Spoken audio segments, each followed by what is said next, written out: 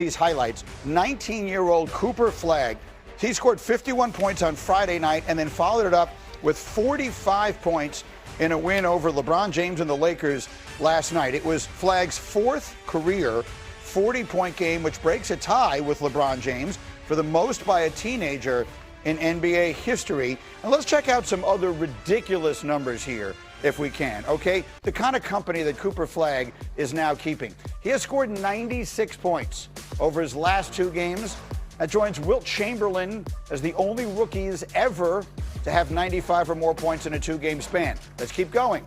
Sunday was the second straight 40-point game for Flagg, the only other rookie in the last 50 seasons with consecutive 40-point games was Allen Iverson. And Flagg now has three 45-point games this year. He is the sixth rookie in NBA history with three or more 45-point games.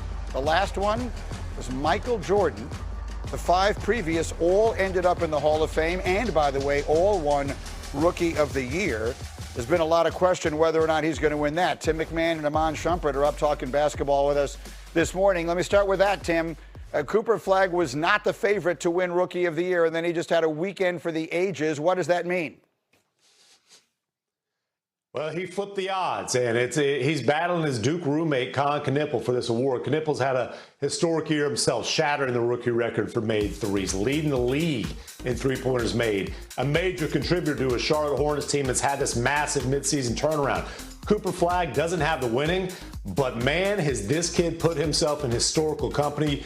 You put the company up for this weekend, but season long, I mean, the numbers he's putting up, the only teenagers who have had this kind of production as rookies, one was in the building last night, LeBron James. The other was on a flight back to Europe, Luka Doncic. What Cooper Flagg is doing as a 19-year-old kid is absolutely historic. What he's doing as a rookie is historic, and he has zoomed to the front of the Rookie of the Year race again, which he needed a hell of a weekend to do it, and he came up with one. And you mentioned Luka, and that is the player with whom Cooper will always be grouped, even though he didn't have anything to do with it, but we all understand the reasons and the history there. Iman Shumpert, as you watch Cooper Flagg play right now, what are you most impressed by? What is this kid showing you?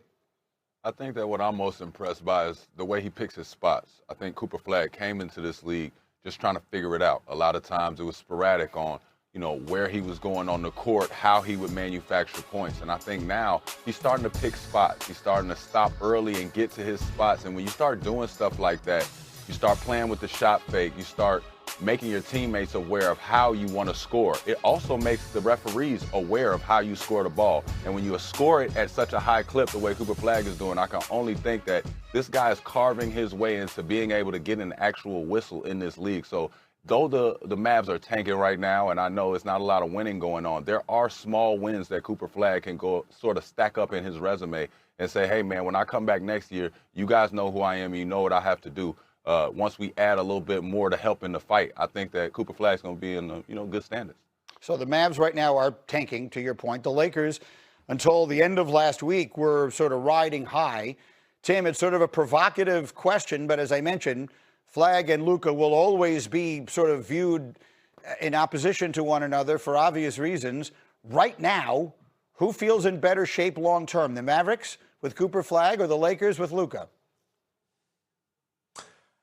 It is a provocative question. It's also a conversation that I have had with people in Dallas, over the last couple of months. And look, the Mavericks are a 25-win team. The Lakers are a 50-win team. It's hard for me to say that the Mavericks are in better shape. And also, let's just be clear. The Mavericks fell bass-ackwards into getting Cooper Flagg. This was not part of the plan when they made a win-now trade, dumping Luka Doncic months off of a finals appearance. Now, having said that, this is the gift of a second chance to build around a prodigy after punting on one. There are challenges because of what the Mavericks did to successfully build a contender around Luka. They have their pick this year. It's the last year they control their own pick until 2031. The Lakers actually are positioned to have significant cap space this summer. So I think you would say probably the Lakers, but let's see what happens this summer.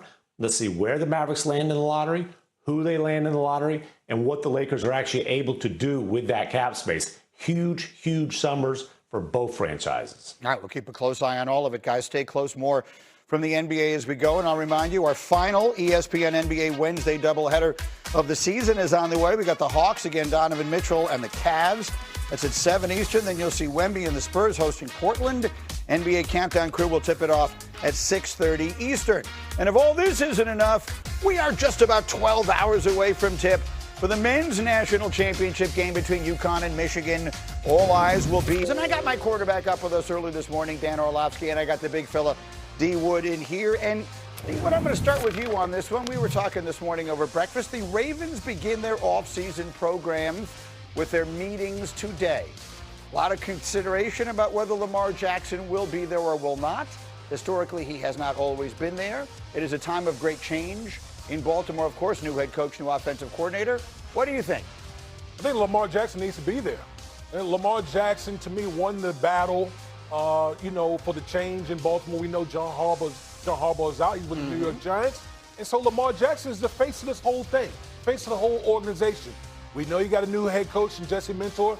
He has a first-time play call in 29-year-old Declan Doyle, okay?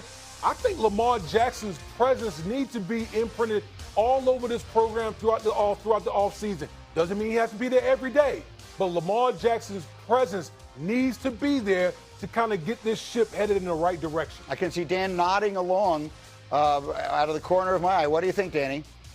Yeah, this is the start of the second act. This is the start of what should be Lamar's prime. And I'm not going to overreact to him not being there. Maybe he gets there in the next day or two, but it certainly sounds like that's not going to be the case. And the reality for Lamar and the Ravens is this is the first time it's new for Lamar in the NFL. He's had relatively the same staff in place for the majority of his career, certainly when it comes to the head coaching position. Now, new head coach, new offensive coordinator, new staff. And also, you're coming off of the first time that you were a starter in the NFL where you had a losing record. Lamar started 13 games last year. He was 6-7 as the starter. Now, there's some games, injury, all that, but it's the first time. And so there's a little bit of what we're coming off of a wildly unsuccessful season when it comes to our standards in Baltimore. And now we have a completely new regime. Yeah, I would absolutely want Lamar Jackson there leading the way, saying this is my second act. The first act was sensational. MVP, two-time MVP, and some significant success. This is supposed to be the start of something new and that next step.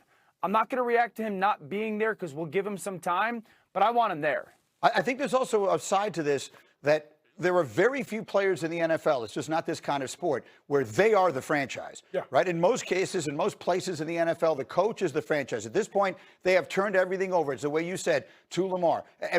He was involved in the process of the hiring of the new coach and everything else.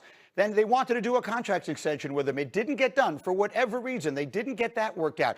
Everything doesn't feel, again, I'm talking from, I'm hundreds of miles away. I'm not in the building. I'm not close to the situation. Everything didn't feel right last year. We all assumed it was because of a situation between the coach and the quarterback. Now the coach is gone.